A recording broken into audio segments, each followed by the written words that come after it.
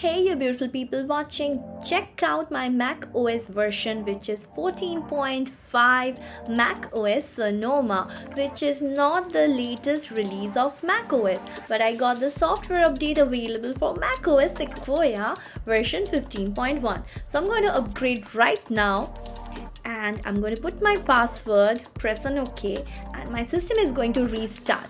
So here we go in 3, 2, 1,